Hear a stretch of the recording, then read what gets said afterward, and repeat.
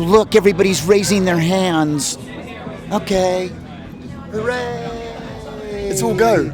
For all the little kids and the unicorns. I love unicorns. And there was a really beautiful rainbow yesterday.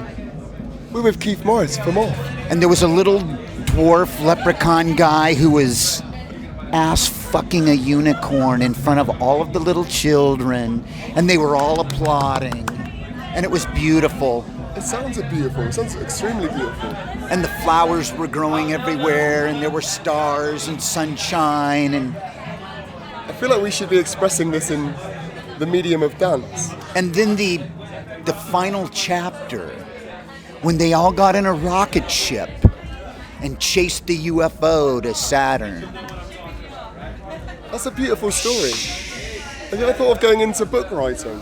Children's stories. Uh-huh. Yeah? Right. Sure. And then they were stabbing each other in the face, and their eyes were bleeding, and there was blood everywhere, and their parents were like, coitus interruptus.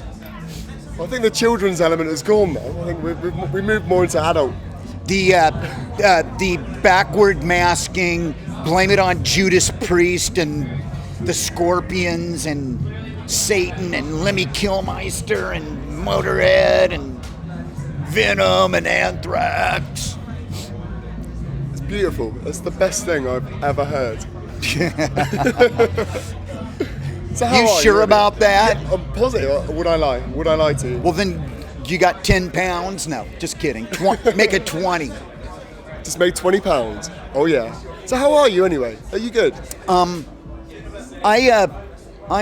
fairly good. I slipped and fell in a shower in Munich. Okay. And my ribs are killing me, and my heart hurts, and it's difficult. Like when we play, it's difficult to like jump around and catch my breath and hit all of the notes that I'm supposed to hit. It's the dangers of showers these days. It's the dangers of the Eva Braun designed shower where everything's sloped, and there was the rubber mat, and I didn't bother to roll out the rubber mat, so... Schoolboy error. Well, I was in a hurry. You know, all I wanted to do was just jump in there, get wet, splash on some soap, and soap myself up and wash off and get the hell out of there. And ended up having to go to the hospital and getting x-rays and all of that fun stuff. There we go. And now it's just part of the adventure. It's all punk rock. It's all just whatever you want to call it. I call it part of the adventure. The musical adventure. We'll stick with adventure then. I like the idea of kind of like a safari. I had something I was going to ask you. All your songs on your first 4 EPs, your 16 songs, which is 18 minutes in total, which is pretty impressive. Do you ever think you will do a 5 to 6, maybe even 10-minute power epic? No. No? Why not? Why do you think so? See, that's getting back to the 16 songs in 18 minutes. Just do it. Trim all the fat off. No time for guitar solos. No taking like a minute's worth of music and quadrupling it. Because that's what a lot of bands do, and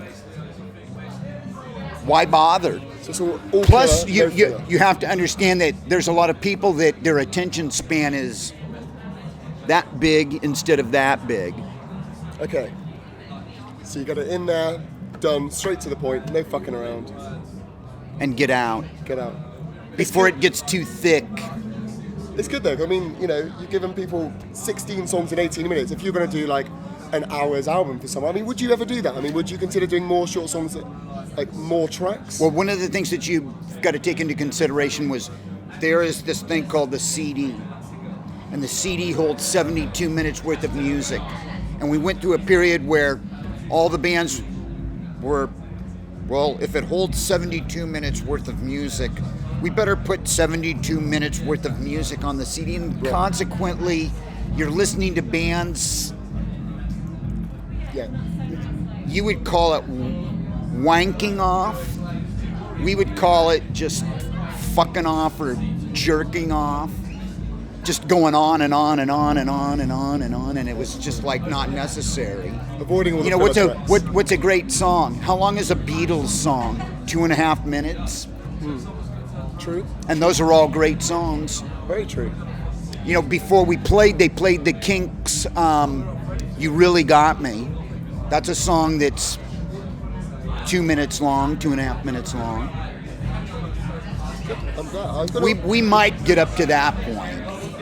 We'll see. 2 minutes. See how you progress. That's the limit. Yeah. 2 minutes. Yeah. Off in 2 minutes. It all remains to be seen. I mean, somebody might get a wild hair up their ass and decide to write a 2.5 minute song. But if you do, it'll be awesome.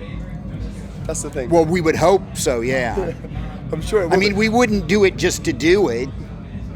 That would be like taking up space. That would be like taking up 2 parking spaces. You got a little tiny car, park it in the space. Don't hog up 2 spaces. See, that's one of the things that I love about being here in Europe is everybody drives small cars. See, where we're from, everybody drives big cars and SUVs and hey, look at me and I just got my hair cut and oh, how fucking sexy am I and oh, look, here's some cocaine. Yeah, now we're gonna party and I'm so cool.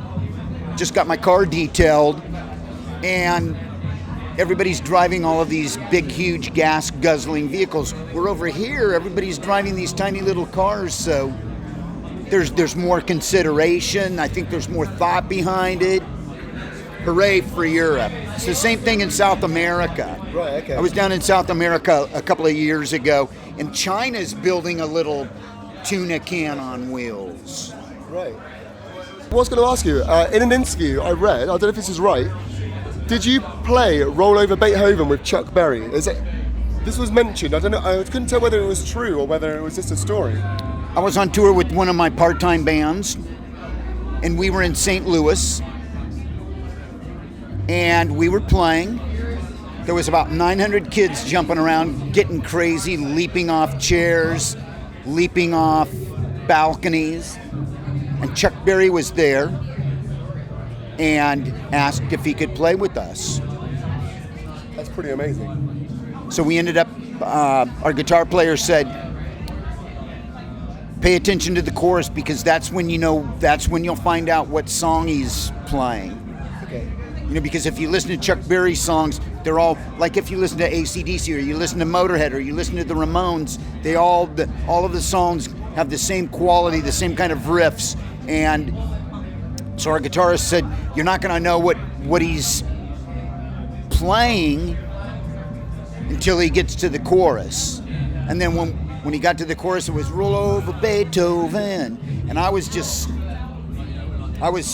speechless. I was in awe because he's my musical hero. We would not, we probably wouldn't be here having this discussion in this tent at this big festival with all of these bands if it weren't for Chuck Berry. Yeah, very true, very true. So you'd say that's been one of the highlights of your career then, would you say? That's good. Of course, getting to play with my hero and then having him tell the owner of the venue that that's one of the greatest rock and roll bands I've ever seen. That's cool. You can't really beat that. No, you're not going to get paid a bigger or better compliment than that. That's awesome. I always believe when you go on tour, you've also got a very you've fixed up your van to run on vegetable oil. Is this correct? Well, the van, the way that it works is it runs on diesel. Okay. And then we souped it up to run on vegetable oil. And the way that works is you don't pull into a gas station.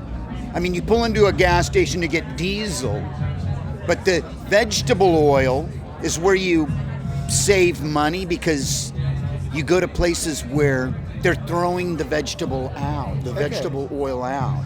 So if you find that one drum filled with vegetable oil, and it's a lot of these places, some of the vegetable oil looks like it's never been used, then that's called hitting the mother lode or a giant pot of gold, because that equates to like $400 or $500 worth of fuel. Right, okay.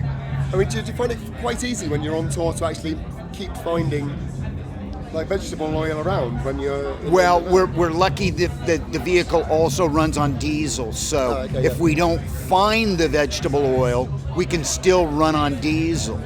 That's all good then.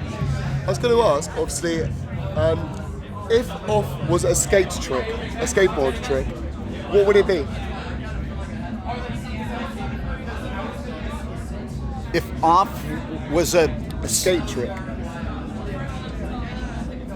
well, that would be the triple whammy loop-de-loo. Kind of like we played Leeds the other day, and they had this big device where they strap you in, and the thing spins around as it's going through the air, and that would be like you'd set your skateboard on fire, and then you'd set your hair on fire, and then you'd go up the ramp and you'd do this triple whammy loop-de-loop, and by the time you came back down into the ramp, you'd be completely charred, you'd be huffing smoke, and you would have red eyes, and your skateboard would be completely disintegrated. So you'd be standing there, you would be black and you would be naked, and people would go, "Oh, look, hung like Frank Sinatra, little cashew." Would that be the name of the trick as well? Hung like Frank Sinatra? The Frank Sinatra's little cashew. Triple whammy, double dip, fly through the air with the greatest of ease, and don't land on your knees. That's the name of the trick, yeah. Awesome. And don't ask me to repeat that, because it's a one-time only special offer, bargain basement. Not a problem. Well, thanks very much for your time. It's been a pleasure talking to you, and I hope you enjoy the rest of your day. There's Keith Forrest, look at him.